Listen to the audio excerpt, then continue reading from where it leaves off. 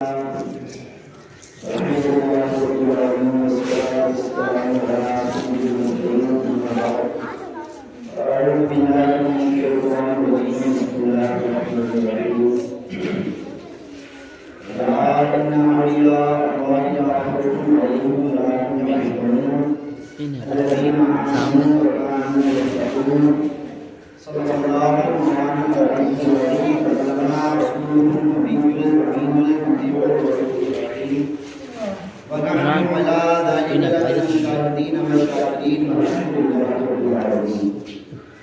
لوگ حدیث میں درود و سلام پڑھنے کے بے شمار اللہ کے رسول سے بڑے کائنات فخر مصطفیٰ جان عالم صلی اللہ علیہ وسلم کہ جو شخص مجھ پر جمعے کے دن 80 مرتبہ درود پاک پڑھتا ہے تو اللہ تعالیٰ اس کے 80 سال کے گناہوں کو معاف فرما دیتا ہے۔ 80 مرتبہ درود پڑھنے پر 80 سال کے گناہ معاف ہو گئے۔ لیکن اب افسوس کی بات یہ ہے کہ 80 تو 80 8 بار نہیں پڑھا جاتا ہے۔ 80 تو بہت بڑی بات ہے، 8 بار ہی پڑھ لیا جائے بہت بڑی بات ہے۔ 80 بار نہ پڑھے، ٹائم کس کے پاس ہے؟ کسی کے پاس نہیں، ٹائم کسی کے پاس نہیں ہوتا ہے، مگر اس مصروفیت والی زندگی میں سے ہی ہمیں ٹائم نکالنا ہے، اور اسی مصروفیت والی زندگی میں سے ٹائم نکال کر ہمیں اپنے آقا و مولا حضرت جناب احمد مصطفیٰ محمد مصطفیٰ صلی اللہ علیہ وسلم راج عقیدت پیش کرنا ہے۔ تو آئیے سنیں اور سنانے سے قبل سرکار نامدار مدینے کے تاجدار جو عالم کے نامدار کالی کالی کملی میں چھپانے والے آقا، لمبے لمبے دنوں سے ہی دینے والے آقا، شفاعت دلانے والے آقا، مغفرت کرانے والے آقا، جنت میں ساتھ دینے والے آقا، جہنم سے باہر نکلوانے والے آقا جناب احمد مصطفیٰ محمد مصطفیٰ صلی اللہ علیہ وسلم کی پیاری پیاری بارگاہ رسالت میں ایک بار پورا مجمع بڑے ہی ادب و احترام کے ساتھ بارگاہ رسالت میں درود پاک کا ہدیہ پیش کرے۔ پڑھیں باوجود اللہم صلی اللہ علیہ وسلم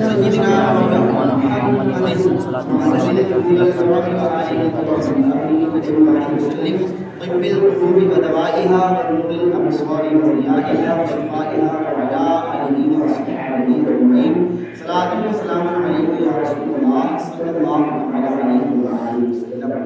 گنج بخش فیض عالم منظر نور خدا ناقصارہ پیر کامل کا ادارہ رحمان غوث اعظم لبنے سر و سانہ مدد قبلہ دی مدد کعبہ ایمان ربی یسر ولا تعسر وتمم بالخیر ربی زدنی علما حسبنا اللہ ونعم الوکیل نعم المولا ونعم النصیر رب اشرح لي صدری ویسر لي امری واحلل عقدۃ من لسانی یفقهوا قولی۔ ایک بار جلے کے درود پاک پہنچنا ہے، اللہم صلی علی سیدنا و مولانا محمد وآلہ الکرام وسلم۔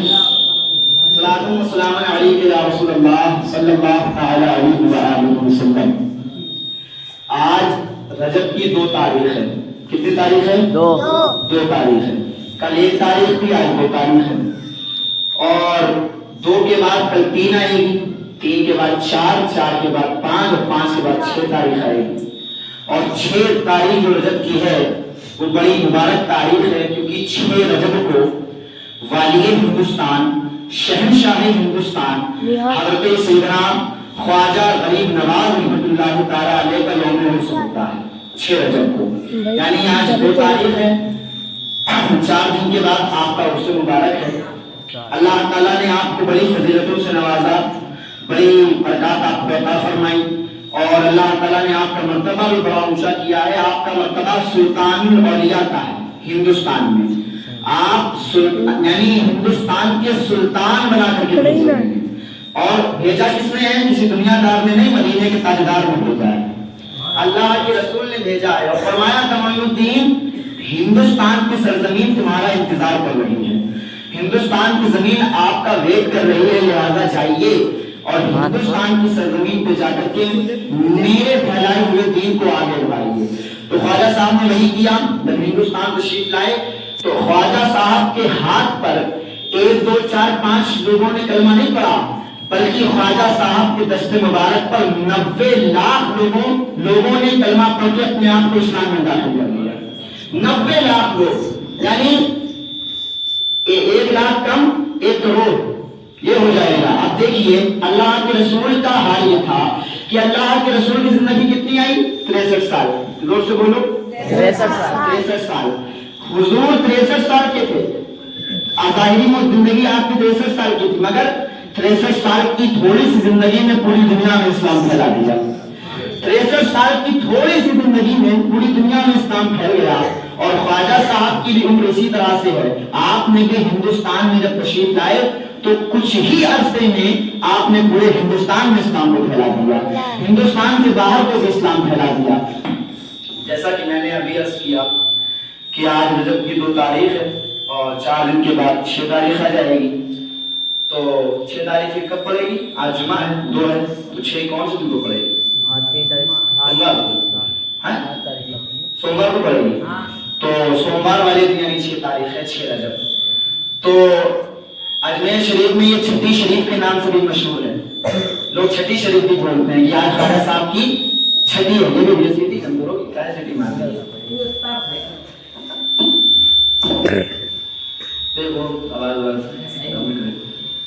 تو خواجہ صاحب کی چھٹی بھی بولی جاتی ہے کہ خواجہ صاحب کی چھٹی ہے. تو چھٹی اس لیے بولی جاتی ہے کیونکہ 6 رجب ہے تو 6 کی نسبت سے وہ چھٹی بول دیا جاتا ہے. درود پاک پڑھنے کی جگہ پر اللہم صلی علی سیدنا و مولانا محمد بالقلوب و دوائها ونور الابصار و ضیائها و شفائها وعلى آلہ و صحابہ اجمعین. صلاۃ و سلام علیک یا رسول اللہ صلی اللہ تعالی علیہ وآلہ وسلم. دیکھیے سب سے پہلے تو یہ جاننا ضروری ہے کہ اولوہیت کیا ہے اور شرک کیا ہے. کیونکہ آج ہر مسلمان دوسرے مسلمان کو کافر بناتا پھر رہا ہے. دوسروں کو سب کافر بنائے جا رہے ہیں. یعنی جب ایک دوسرے کو سب کافر ہی بنا دیں گے تو مسلمان کون بچے گا؟ جانور. جب سب کافر ہی ہو جائیں گے تو ہمیں کافر کہہ رہا ہوں تمہیں کافر کہہ رہا ہوں، مسلمان بچے گا کون؟ سب سے پہلے یہ سمجھ لیں کہ شرک کیا ہے. شرک وہ چیز ہے کہ اللہ کے سوا کسی کو خدا ماننا. اللہ کے سوا کسی کو خدا ماننا یہ شرک ہے. ٹھیک ہے نا؟ اور خدا جو ماننا ہے وہ ایک ہی ماننا ہے. ایسا نہیں ہو سکتا ہے کہ 2 خدا ہیں، 3 خدا ہیں، 4 خدا ہیں، 10 خدا ہیں. نہیں، خدا بھی ماننا ہے اور فقط ایک ماننا ہے کہ خدا ایک ہوتا ہے. 2 خدا نہیں ہو سکتے. تو خدا کو اگر آپ نے خدا کی خدائیت کا انکار کر دیا تو آپ تو ملحد ہو جائیں گے، جس سے الحاد کہتے ہیں. جو شخص الوہیت کا انکار کرتا ہے اور کہتا ہے کہ نہیں خدا نام کی کوئی چیز نہیں ہے، اللہ نام کی معاذ اللہ کوئی چیز نہیں، دنیا خود بہت بن رہی ہے، خود بہت چل رہی ہے، تو وہ تو ملحد ہے، دہریہ ہے. یہ بھی ایک فرقہ ہے. اور جناب علی اس کے موافق شرک یہ ہے کہ اللہ کو مان تو رہے ہیں مگر اللہ کے علاوہ کسی اور کو بھی اللہ مان کے پھر رہے ہیں. تو ایسا بھی نہیں کرنا ہے. اللہ کو اللہ ماننا ہے اور فقط ایک اللہ ماننا ہے. 2 چیزیں سمجھ میں آ گئی. پہلی بات تو اللہ کو اللہ ماننا ہے. اور کتنے اللہ ماننے؟ ایک ہی ماننا ہے. 2 اللہ نہیں مانتے کہ معاذ اللہ 2 اللہ ہیں، معاذ اللہ 2 خدا ہیں، معاذ اللہ 4 خدا ہیں. نہیں، خدا ہے اور ایک ہی ہے. خدا ہے اور ایک ہی ہے. خدا ہے اور یکتا ہے. خدا ہے اور اکیلا ہے. خدا ہے ابدی بھی ہے، خدا ہے ازلی بھی ہے. خدا وہ ہے جو ہمیشہ سے تھا اور ہمیشہ رہے گا. خدا اس ذات کو کہتے ہیں جو ہمیشہ سے تھا اور ہمیشہ رہے گا. اب یہاں پر آپ سماعت فرمائیں. اب آج کل کے نوجوان اگر سوال کر بیٹھے کسی سے کہ خدا کی خدائیت کا کوئی انکار کرے تو اس کو کیا جواب دینا چاہیے؟ تو دیکھو ہمارے جو اکابرین تھے، ہمارے جو بڑے بزرگان دین تھے، آج خواجہ صاحب کا ذکر ہونا ہے، سنتے چلو. خواجہ صاحب سے پہلے ایک بزرگ کا اور ذکر سن لو جنہیں دنیا حضرت امام اعظم ابو حنیفہ کے نام سے جانتی ہے، جن کی تقلید لوگ کرتے ہیں، جن کی تقلید کر کے لوگ حنفی بن رہے ہیں. یعنی حنفی جو ہے وہ امام اعظم کی تقلید کر کے حنفی بنتا ہے. حضرت امام اعظم ابو حنیفہ رحمۃ اللہ تعالی کا واقعہ ہے. آپ کا ایک بار دہریوں سے مناظرہ ہوا. مناظرہ سمجھتے ہیں نا کسے کہتے ہیں؟ مناظرہ ہوتا ہے دو ٹیمیں آپس میں بیٹھتی ہیں اور سوال و جواب ہوتا ہے. وہ اپنی دلیل پیش کرتا ہے, ہم اپنی دلیل پیش کرتے ہیں, اسے کہتے ہیں مناظرہ. تو امام اعظم کا دہریوں سے مناظرہ ہوا. اب دہریوں کا ماننا کیا ہے کہ خدا نام کی کوئی چیز نہیں ہوتی ہے. دہریے یہ کہتے ہیں کہ دنیا خود بہت بن گئی ہے اور خود بہت چل رہی ہے. دہریوں کا یہ ماننا ہے کہ نہ خدا ہے. اور سائنس میں اگر آپ چلے جائیں تو سائنس میں بھی یہی چیز ہے. فزکس کے اندر ایک تھیوری پڑھائی جاتی ہے جس کو بگ بینگ تھیوری کہتے ہیں. اس تھیوری کے مطابق سائنٹسٹ کا کہنا یہ ہے کہ دنیا میں ایک کالا بم تھا, وہ پھوٹا, دنیا بن گئی. کمال کی بات کر رہے ہیں, مطلب اتنی بڑی دنیا کالے بم سے بن جائے گی. بگ بینگ تھیوری میں یہی ہے. بگ بینگ تھیوری کے مطابق, according to Big Bang theory, اس کے مطابق وہ سائنٹسٹ کا ماننا یہ ہے کہ یہ گولا تھا ایک دماغ کا, وہ پھوٹا, دنیا بن گئی. ایسا نہیں ہو سکتا ہے. آپ جو اتنے بڑے 25 سال کے دکھائی دے رہے ہو, ماں کے پیٹ سے 25 سال کے نہیں نکلے تھے, ماں کے پیٹ سے چھوٹے سے نکلے تھے. اس کے بعد دھیرے دھیرے بڑے ہوئے ہو, تب جا کر آج 25 سال کے ہوئے ہو. اگر کوئی آدمی کہتے کہ ہم 25 سال کے نکل آئے ماں کے پیٹ سے, تو کہنے والے کو پاگل سمجھا جائے گا. جو بول رہا ہوگا اس کو بیوقوف مانا جائے گا. جس طرح سے ایک انسان ڈائریکٹ 25 سال کا نہیں بن سکتا ہے, اسی طرح سے دنیا بھی ڈائریکٹ نہیں بن سکتی ہے. اللہ تعالیٰ قرآن پاک میں فرماتا ہے ہم نے آسمان و زمین کو 7 دن میں تیار فرمایا ہے. کتنے دن میں؟ 7 دن. اللہ کو ضرورت ہے دنوں کی. اللہ چاہے تو 7 دن یا 7 منٹ میں بھی کر دے, مگر پھر بھی اللہ نے 7 دن لگائے زمین و آسمان میں بنانے میں. اللہ خود فرما رہا ہے ہم نے زمین و آسمان کو 7 دن میں تکلیف فرمایا, اور سائنٹسٹ کہتے پھر رہے ہیں کہ گولا پھوٹا دنیا بن گئی. تو دہریوں کا ماننا یہ ہے کہ دنیا اپنے آپ بنی ہے اور اپنے آپ چل رہی ہے. اب مناظرہ ہوا. مناظرے میں وقت طے ہوا کہ بھائی اتنے وقت پر مناظرہ ہونا ہے. اب مثال کے طور پہ آج کا ٹائم لے لو, صبح 10 بجے کا ٹائم طے ہوا. کتنے بجے کا؟ زور سے بولو. 10 بجے کا ٹائم طے ہوا کہ 10 بجے دونوں ٹیمیں آ جائیں گی. امام اعظم بھی آ جائیں گے, دہریے بھی آ جائیں گے, اور مناظرہ ہوگا کہ خدا ہے یا نہیں ہے, دنیا کون چلا رہا ہے, دنیا خود بہت چل رہی ہے یا دنیا کو چلانے والا اللہ ہے. امام اعظم کو جو ٹائم ملا, امام اعظم اس ٹائم سے تھوڑا سا لیٹ پہنچے. اس ٹائم سے تھوڑا سا لیٹ پہنچے, یعنی اگر 10 بجے کا ٹائم تھا تو آپ 10:30 بجے پہنچے. اب وہاں پہ دہریوں کے بڑے بڑے علماء بیٹھے ہوئے ہیں, سب انتظار کر رہے ہیں کہ امام آئے تو مناظرہ شروع کیا جائے. اب امام اعظم جب آدھا گھنٹہ 1 گھنٹہ تھوڑی دیر لیٹ پہنچے تو دہریوں نے کہا آپ اتنے بڑے امام ہیں مسلمانوں کے, اور آپ کو وقت کا خیال نہیں ذرا سا کہ کتنے بجے وقت طے کیا گیا تھا, آپ اتنی دیر میں چلے آ رہے ہیں, ہم لوگ یہاں بیٹھ کے انتظار کر رہے ہیں. تو امام اعظم نے فرمایا یار میں آ تو جلدی جاتا, مگر جب میں اپنے گھر سے نکلا تو بیچ میں دریا پڑتا ہے, مجھے دریا پار کرنا تھا. دریا پار کرنے کے لیے کوئی کشتی نہیں تھی, بوٹ, کوئی ناؤ نہیں تھی. میں نے دیکھا کیا کہ اپنے آپ ایک پیڑ اگایا, اپنے آپ ایک پیڑ اگایا, اور وہ پیڑ بہت بڑا پیڑ بن گیا. اور پھر میں نے یہ دیکھا کہ اس پیڑ سے اپنے آپ لکڑیاں کٹنے لگی, اس پیڑ سے اپنے آپ لکڑیاں کٹنے لگی, اور وہ لکڑیاں کٹنے کے بعد اپنے آپ کشتی بننے لگی, اپنے آپ کشتی بننے لگی. اور تعجب تو مجھے جب ہوا کہ اپنے آپ کشتی بن لی گئی, اور اپنے آپ وہ کشتی دریا میں بھی اتر گئی. کسی نے اسے اتارا نہیں, میں دریا میں بیٹھا, کسی نے اسے چلایا نہیں, وہ کچھ کشتی نے خود بہت مجھے دریا سے پار کروا دیا. اس لیے مجھے دیر لگی, میں یہ سب دیکھنے لگا تھا, اس لیے مجھے دیر لگ گئی.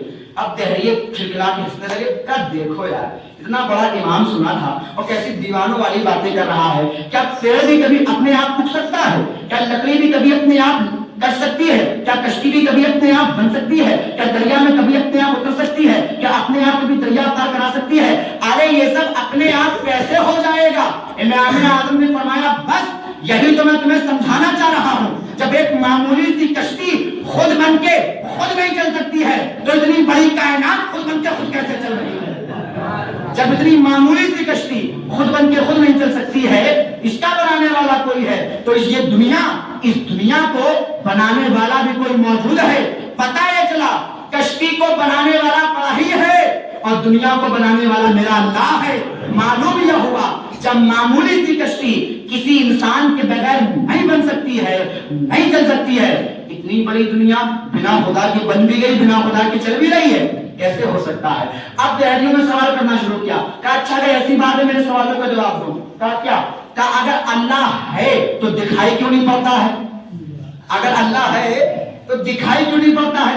امام اعظم نے فرمایا تمہارے گھٹنے میں درد ہے؟ کہا بہت زیادہ. کہا دکھائی پڑتا ہے؟ کہا درد کیسے دکھائی پڑے گا؟ پتہ یہ چلا نہ دکھنا نہ ہونے کی دلیل نہیں ہے. نہ دکھنا نہ ہونے کی دلیل نہیں ہے. منہ سے آواز نکلتی دکھائی پڑتی ہے نہیں. آواز چلتی دکھائی پڑتی ہے نہیں دکھائی پڑتا. مگر آواز ہوتی ہے نا, ہوا ہوتی ہے نا, درد ہوتا ہے نا. معلوم یہ ہوا نہ دکھنا نہ ہونے کی دلیل نہیں ہے. پتہ یہ چلا اگر اللہ دکھتا نہیں ہے اس کا مطلب یہ نہیں ہے کہ اللہ ہے نہیں. اللہ کل بھی تھا, اللہ آج بھی ہے, اور جب ساری کائنات فنا ہو جائے گی اس وقت بھی اللہ موجود ہوگا. اس وقت بھی اللہ موجود ہوگا. اس نے دوسرا سوال کیا, اس نے کہا اگر اللہ ہے تو اللہ کا رخ کس طرف ہے؟ اللہ کا رخ کس طرف ہے؟ وعلیکم السلام. اگر اللہ ہے تو اللہ کا زور سے بولو رخ کس طرف ہے؟ امام اعظم نے چراغ جلایا, چراغ جلا کے کہا بتاؤ اس کا رخ کس طرف ہے؟ کہا اس کا رخ تو چاروں طرف ہے. امام اعظم نے فرمایا اللہ نور السماوات والارض, اللہ تعالیٰ زمین و آسمان کا نور ہے. جس طرح سے چراغ کا نور چاروں طرف ہوتا ہے اسی طرح سے اللہ بھی چاروں طرف موجود ہے. اسی طرح سے اللہ تعالیٰ بھی چاروں طرف موجود ہے. اللہ اکبر کبیرہ. تو پتہ یہ چلا کہ نہ دکھنا نہ ہونے کی دلیل نہیں ہے.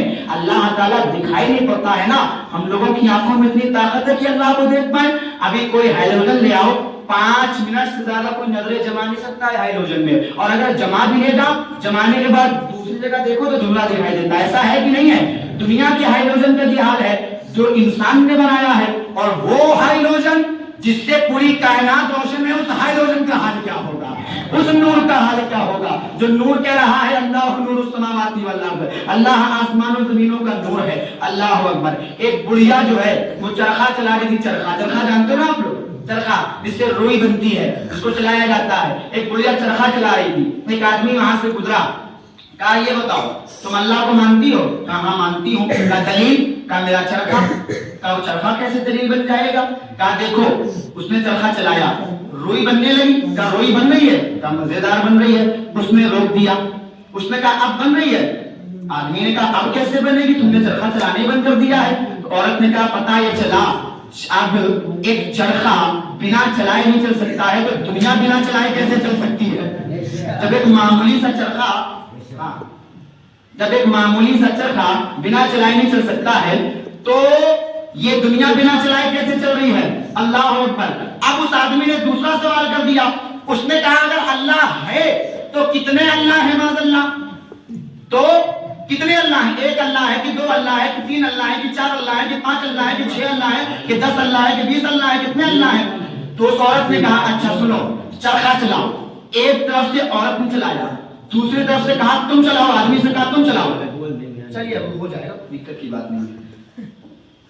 ایک طرف سے عورت نے چلایا, عورت نے کہا اگر میں بھی چلاؤں اور تم بھی چلاؤ تو کیا ہوگا؟ آدمی نے کہا چرخہ تو ٹوٹ جائے گا. عورت نے کہا پتہ چلا اگر ایک معمولی سے چرخے کو 2 لوگ چلائیں تو چرخہ ٹوٹ جاتا ہے, اتنی بڑی دنیا کو 2 لوگ چلائیں تو دنیا نہیں ٹوٹے گی. معلوم یہ ہوا چرخہ چلانے والا بھی ایک ہی ہوتا ہے اور دنیا چلانے والا بھی ایک اللہ موجود ہے. دنیا چلانے والا بھی ایک مالک حقیقی موجود ہے. معلوم یہ ہوا کہ اللہ تعالیٰ ہے, یا ضرور ہے, یقینی طور پر ہے, اور اکیلا ہے. کتنا ہے؟ اکیلا ہے. اس کی خدائی میں کسی کا ساجھا نہیں ہے. اس کی مثال دنیا سے لے لو. ہم لوگ جب کہتے ہیں کسی بڑے کے لیے کہ حضرت نے فرمایا, حضرت آپ فرمائیے, ایسے بولتے نا, ایسے تو کہتے نہیں حضرت آپ فرماؤ, ایسے بولیں نہیں, ہم ادب میں کہ حضرت آپ فرمائیے. اسی طرح اللہ سے ہم کہتے ہیں کہ اللہ, ہم یہ نہیں کہتے اللہ فرماتے ہیں, کیا کہتے ہیں؟ اللہ فرماتا ہے. اللہ بڑا ہے ہم سے کہ چھوٹا ہے؟ بڑا ہے. بڑا ہونے کے باوجود بھی ہم یہ نہیں کہہ رہے اللہ آپ فرمائیے, ہم تو کہتے ہیں اللہ فرماتا ہے. کیوں جانتے ہو؟ فرمائیے میں جمع کا صیغہ ہے. فرمائیے میں 2 لوگ آ سکتے ہیں, 3 لوگ آ سکتے ہیں, 4 لوگ آ سکتے ہیں. یعنی اگر پوری سب بیٹھی ہو اور میں سب سے کہہ دوں آپ سب بولیے, اگر ایک آدمی بیٹھا ہو تو بھی ان سے کہوں گا بولیے. اگر بڑے ہیں مجھ سے, چھوٹا ہے تو کہوں گا تم بولو, بڑے ہیں تو کہوں گا آپ بولیے. اگر سب بیٹھے ہیں تب بھی یہی کہوں گا آپ بولیے. اگر اللہ کی بارگاہ میں یہ کہا جائے اللہ فرماتے ہیں تو سمجھ میں نہیں آئے گا کتنے اللہ فرماتے ہیں, سمجھ میں نہیں آئے گا کتنے اللہ فرماتے ہیں. اسی لیے کہا جاتا ہے کہ اللہ فرماتے نہیں ہیں، اللہ فرماتا ہے۔ فرماتا ہے مطلب اکیلے فرماتا ہے، اور کوئی نہیں فرماتا ہے، اکیلے بیان کرتا ہے، اکیلے کلام کرتا ہے، اکیلے تم فرماتا ہے۔ معلوم یہ ہوا، دو چیزیں سمجھ لو، ایک تو اللہ ہے اور اکیلا ہے۔ پہلی بات تو اللہ ہے، ٹھیک ہے نا، اللہ ہے، اور دوسری بات اللہ اپنی دو چار نہیں ہے، بلکہ اللہ تعالیٰ یکتا ہے، اکیلا ہے۔ اب خواجہ صاحب کی بارگاہ میں حاضر ہو جاؤ۔ اللہ تعالیٰ نے میرے خواجہ کو مرتبہ عطا کیا ہے، اللہ تعالیٰ نے خواجہ غریب نواز کو وہ شان عطا کی ہے کہ جب غوث العظم جیلانی رحمۃ اللہ علیہ نے بغداد کے منبر پہ کھڑے ہو کے بیان کیا نا کہ قدمی ہاذہی علی رقبۃ کل ولی اللہ، یعنی میرا یہ قدم اللہ کے ہر ولی کی گردن پر ہے، میرا یہ قدم اللہ کے ہر ولی کی گردن پر ہے۔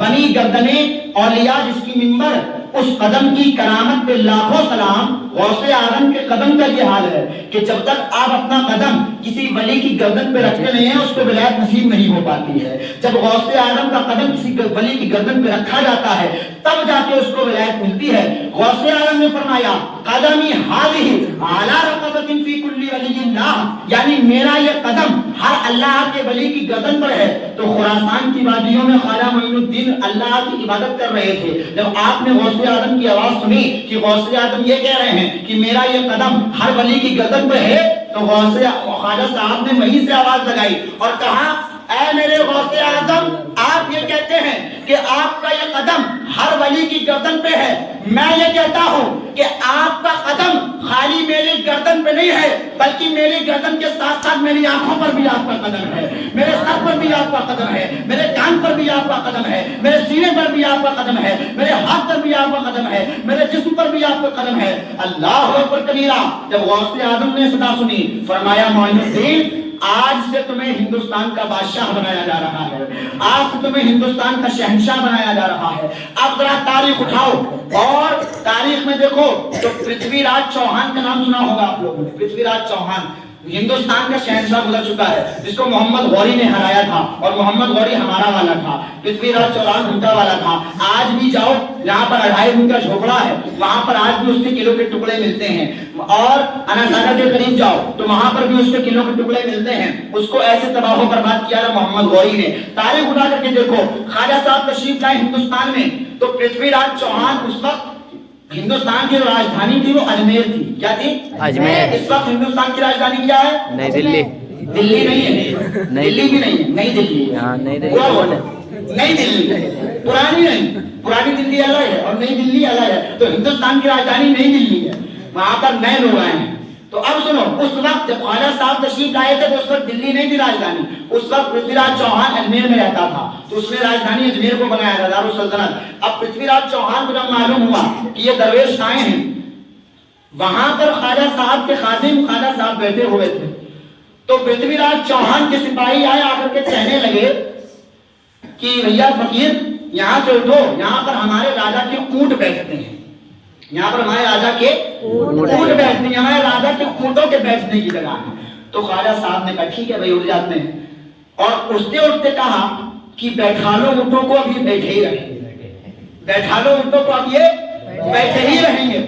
اب جب اونٹ بیٹھے اور کئی دن کے بعد ان کو اٹھانے کا وقت آیا تو سپاہی بڑے پریشان ہیں، ڈنڈا لگا لگا کر اٹھا رہے ہیں مگر اٹھنے کا نام نہیں لے رہے ہیں، ڈنڈا لگا لگا کر اٹھا رہے ہیں، کہیں پیٹ میں مار رہے ہیں، کہیں ہاتھ میں مار رہے ہیں، کہیں ناک پہ مار رہے ہیں، کہیں آنکھ پہ مار رہے ہیں، مگر اونٹ اٹھنے کا نام نہیں لے رہے ہیں۔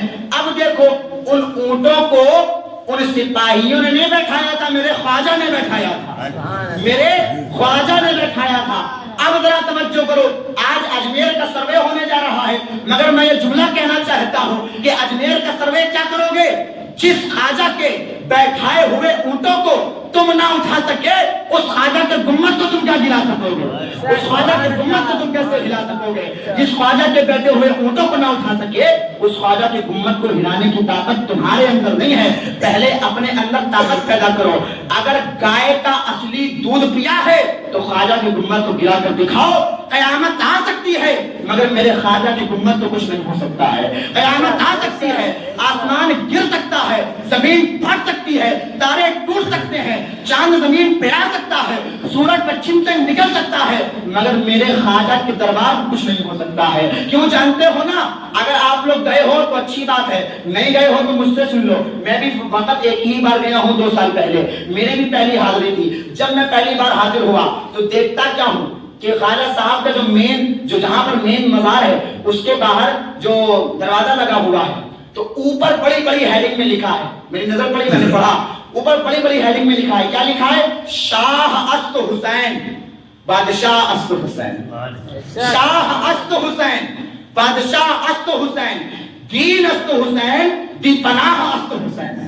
اس کا مطلب کیا ہے جانتے ہیں؟ یہ فارسی کا شعر ہے. اس کا مطلب ہے شاہ است حسین, حسین راجہ ہیں, حسین راجہ ہیں, راجہ ہیں. اس کے آگے کہتے ہیں نا خالی راجہ نہیں, بادشاہ است حسین فقط راجہ نہیں ہے, حسین مہاراجہ ہیں, حسین مہاراجہ ہیں.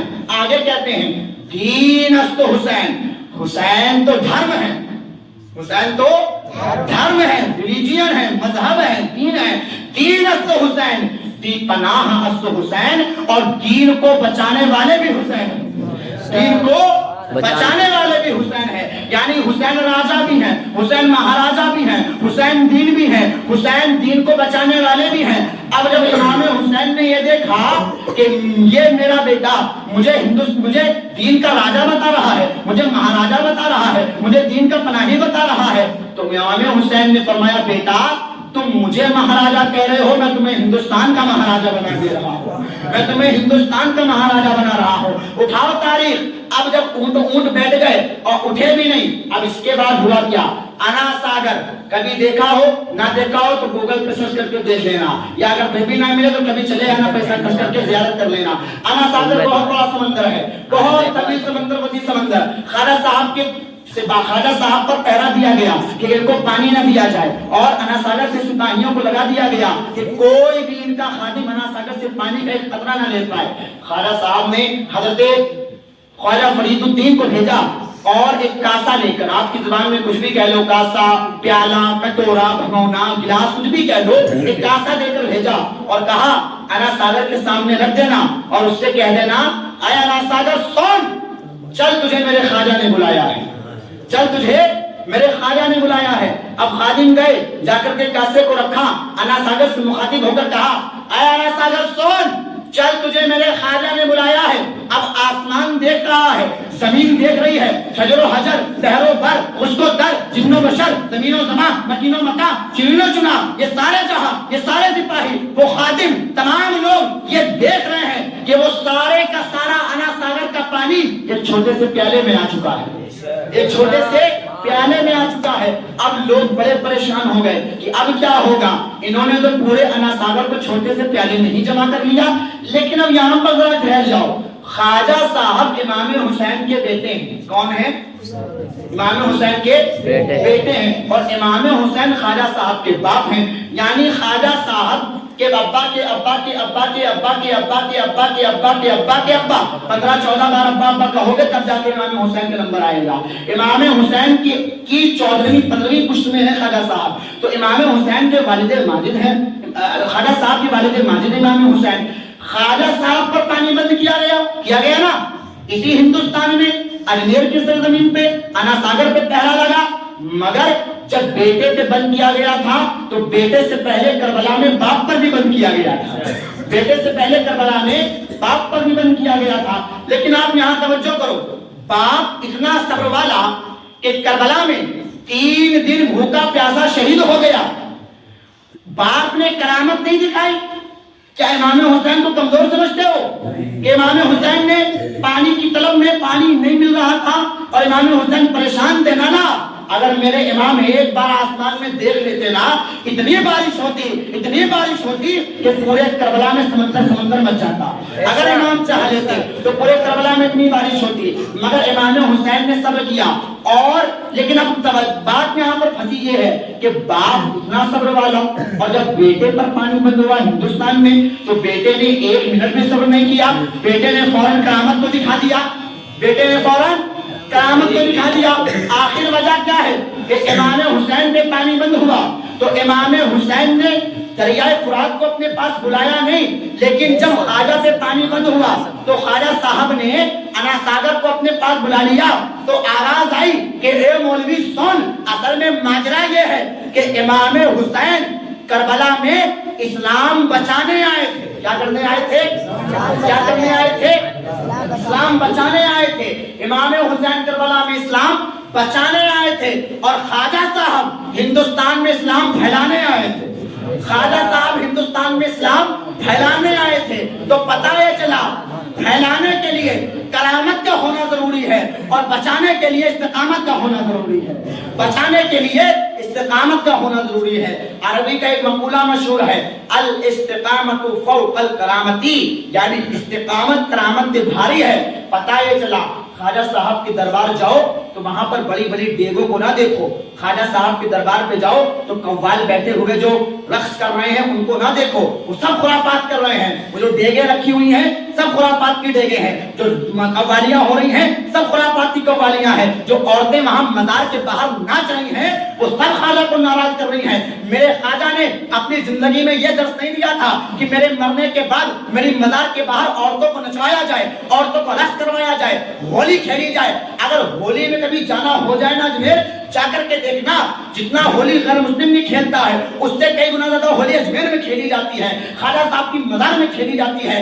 یہ سب میرے خواجہ نے نہیں کھایا. پتہ یہ چلا خواجہ صاحب کو پہچاننا ہو تو ڈیگوں کو نہ دیکھو، قوالوں کو نہ دیکھو، منادی کو نہ دیکھو، بلکہ یہ دیکھو کہ میرے خواجہ نے نظام الدین کیسے بنائے ہیں، میرے خواجہ نے فرید الدین کیسے بنائے ہیں، میرے خواجہ نے علاؤ الدین کیسے بنائے ہیں. دیکھو نا ہر طرف دین ہی دین ہے، نظام الدین، فرید الدین، علاؤ الدین، تمام دین دین. پتہ یہ چلا جہاں گئے وہی دین ہی دین کرتے رہ گئے، جہاں گئے وہاں دین دین کرتے رہ گئے. نظام الدین دے دیا دنیا کو، علاؤ الدین دے دیا دنیا کو، فرید الدین دے دیا دنیا کو. تمام علماء تمام اولیاء دنیا کو عطا کر کے بتایا کہ خواجہ دنیا میں قوالیاں سنانے نہیں آئے تھے بلکہ دنیا میں شریعت محمدی کو پھیلانے کے لیے آئے تھے.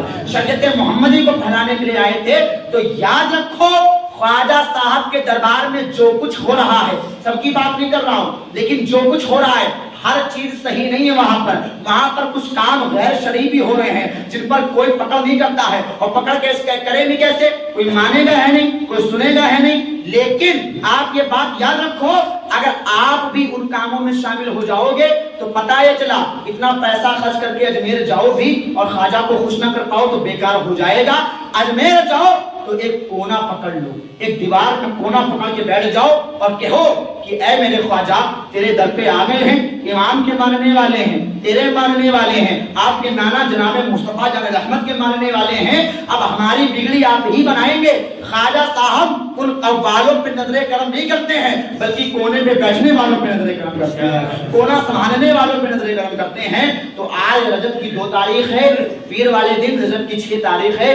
آپ لوگ خواجہ صاحب کی فاتحہ دلائیے، نیاز کرائیے، ان کے نام کے اپنے گھروں میں محفل کرائیے. چھٹی شریف بھی بولا جاتا ہے. اگر آپ خواجہ صاحب کی نیاز دلائیں گے انشاءاللہ تو آپ لوگ دیکھیں گے کہ خواجہ صاحب نے جیسے نظام الدین بنایا ہے نا تو ہم لوگوں کو بھی کوئی دین عطا کر دیں گے انشاءاللہ. ہم لوگوں کو بھی کچھ نہ کچھ عطا کریں گے.